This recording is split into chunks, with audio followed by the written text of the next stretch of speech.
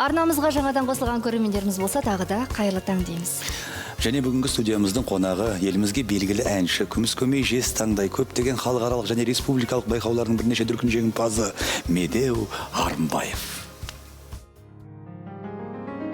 Медеу Арынбаев көмейінен күміс тамған жез таңдай әнші. Болашақта жеке шығармашылық орталығын ашып, жас әншілерге бағыт-бағдар бергісі келеді.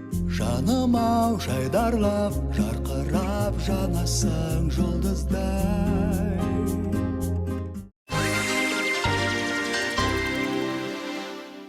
Ал Медеуға қош келдіңіз, Қайырлы таң. Енді біздің қағидаға айналған, қалыптасқан қағидаға айналған сұрағымыз бар. Күнделік таңды қалай қарсы аласыз? Таңды мен ерте тұрам деп айта алмаймын, ол өтірік болар. Енді әншіміз оннан аса өмірге қарап оянамыз. Жаттығу жасамайсыз демек? Жаттығудың оның жаңағы тұра салып 10 минуттық, 5-10 минуттық жаттығу бар. Тыныс алу, тынысты қалыпқа келтіру, ояну. Одан кейін барып жаңағы таңғы асымды ішіп, одан кейін 1 сағаттан кейін жаттығу, өзімнің даусымды ояту, қалыпқа келтіру. Мүмкін аяқ асты біреу шақырып қалар. Аяқ асты бір осындай түсіріндерге шақырып қалар. Жанды дауыспен ән айтып қалуымыз мүмкін. Сондықтан ол қалыптасқан дүние. Енді сіз әнші ғана емес, композиторсыз, мінекей. Көптеген хит әндердің авторысыз. Ал енді айтыңызшы, осы хит әннің формуласын білесіз бе? Оның өзің білесің ғой, өзің композиторсың ғой. Әдейі сұрап тұрғандай болып тұрсың ғой. Формасын енді бір өзің білесің, Арман. Кейде бір әуендер білесің, ол енді композиторға сөйлеген әңгімеміз болып тұр ғой. Бір аспаннан келе қоятын бір әндер бар, әуендер бар, бір Алла тағала бір аузыңа салып тұрады. Сол кезде, сол моментте қол астыңда жазып, кәсіби композиторлар нотаға түсіріп қалады. Қазір кезде ол жоқ, телефон бар, болмаса диктофон бар. Сол кезеңде басып қала аласың. Мүмкін жай әшейін ән шығар деп, ал ертеңіне тың оймен тыңдап қарасаң, ай мынадан бір дүние шығатын сияқты, мына бір хитан сияқты, я болмаса мына бір әбі керемет әдемі әуен, егер бір классикаға айналатын бір әуен қалып кетуі мүмкін. Сол сияқты, мысалы, Өмір өзен әуендері солай шыққан, мысалы, Дәурен ай сияқты бір әндер. Ал бір әндер математикалық тұрғыда екіні қоссаң 4 болады. Мүлден 5 болмайды.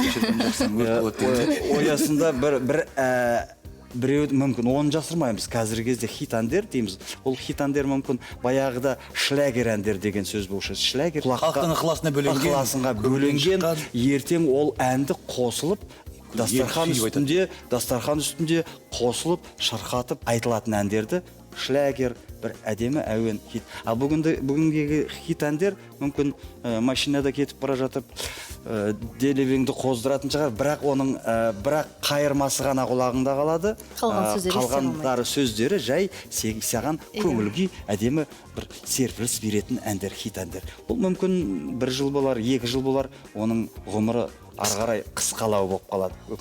Бірақ сондай әндерді кейде отырып, осындай әнді менде де болса екен деген оймен кейде шыққан әндерде болмады емес, болды, бар ондай. Бәрекелді. Дегенмен әннің хит әндердің формуласы болатын болып тұр ғой.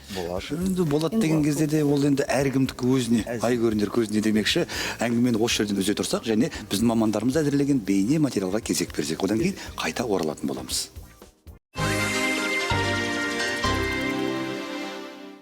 Арнамызға жаңадан қосылған көрермендерімізге қайырлы таң дейміз. Эфирде жаңа күн таңғы ақпараттық танымдық бағдарламасы, және бүгін бізде қонақта белгілі әнші, композитор Медеу Арынбаев. Медеу аға, мен бір сұрақ қойғым келіп отыр. Осыдан 3 жыл бұрын ғой деймін, егер 3 жыл бұрын сіздің сахнада жүргеніңізге 20 жылдық шығармашылық концертіңіз өтті. 2012 жыл. Иә. Енді 2 жылдан кейін сіздің сахнада жүргеніңізге 25 жыл болады. Оған жоспарыңыз бар ма? Енді жоспарыңыз қалай? Жоспар әрине үлкен концерт берсем деген ой бар, атап өтсем деген ой бар. Әрине бір керемет жоғары деңгейде бір симфониялық оркестрмен, эстрада симфониялық оркестрмен бір әдемі концерт берсем деген ойым бар. Ол тек қана Алматы емес. Мен осы күнге дейін есеп беру концертімді тек қана Алматыда өткізіппін, 3 концертімді Астанада мен концерт өткізбеппін. Осы жолы Алматыда көп ұзатпай 1-7-ден кейін мүмкін Астанада да берсем, 2 қалада берсем, одан кейін басқа қалаларда беріле жатар. Енді ол арман білесің ғой, енді ол былай да өткіздік, шоу программа бағдарлама күйінде де өткіздік, ақырғы концертті жартылай романстық, жартылай оркестрде болды. Енді келесі бұл енді жасымызға бір жігіт жасын жасырып қайтеміз, 50-ге де толып жатырмыз ол кезде. Үлкен торқалы той болайын деп тұр. Эстрада симфониялық оркестрмен өткізбек ойым бар. Ай, бәрекелді, иншалла сәттілік тілейміз. Сол ойыңыздың орындалуына шын жүректен тілектеспіз. Ал енді тағы да бір сұрақ. Қазір әлеуметтік желілер жұлдыздар арасында кеңінен қолданылып келеді. Ал енді өзіңіз барсыз ба сол желілерді? Қолдану белсенділігіңіз қалай? Инстаграм дейміз, Фейсбук кейде бар, кейде жоқ құсаймын. Енді өйткені мен өзім жоқпын. Жоқ, өзіңіз отырмайсыз арнайы. Мен өзім отырмаймын. Менің атымнан көмекшілеріңіз, балаларыңыз. Көмекшім Әсет. Мүлдем сонда қызығушылық танытпайсыз ғой, ұнамайды сізге? Сонда сіз өзіңіз қызықпайсыз ба? Мен өзім қызықпаймын. Уақытысында бір уақыттан қалып кеттім бекен. Сол қызықпай қалдым соған. Біреуден естім, былайша біреуден есткен әріптестерім. Және қызықпаймын деп қатты қынжылмайсыз да ғой? Қынжылмаймын. Видеоға сіз айтып қалдыңыз ғой, мен өзім кішкене таңғалып қалдым, 50-ге де келіп қалдық қой деп. 50-ге келіп қалғанға ұқсамайсыз негізі. Былай сырт келбетіңізді, сымбатыңызды сақтап қалу үшін немен айналысасыз? Немесе бұл жай табиғаттың берген өзінің бір сыйы ма? Тіпті ондай бір аса бір дайындық, бірдеңе ішіп, бірдеңе ішпейді емес. Бетіңізге маска крем жақпайсыз ба? Жоқ, қой. Ұнаған тағамды жеймін, түнде де жеймін, жасырмаймын. Түнгі бір диета ұстамайсыз. Ой, қойшы, қаяқтағы диета ұстасам түгім қалмайын деп тұр ғой.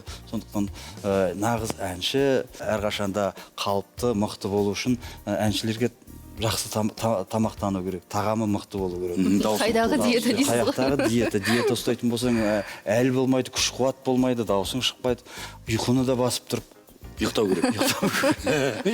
Жақсылап 8 сағаттан кейін болмау керек, менің ойымша, мен шәкірттеріме солай. Бірақ күндіз басып енді баса көкті ұйықтай бермей, режим сақтау керек.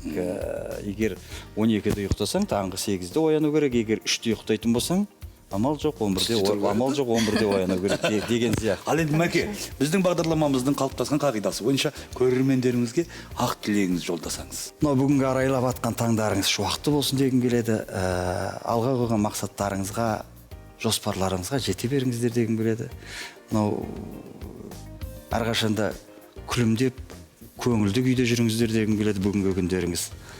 Осындай күндеріңіз жалғасын, таба берсін дегім келеді. Құтты болсын. Өзіңіздің келгеніңізді пайдаланып, жанды дауыспен, табиғи дауыспен шіркін шырқап тұрып қазақ елін бір оятып жіберсеңіз. Аралап талай жердің дәмін таттым, құс салып айдың көлдей дабыл қақтым. Әуде айта алмай кеткенімді ешбір адам, маймаңдап қоңыр қаздай мамырлаттым.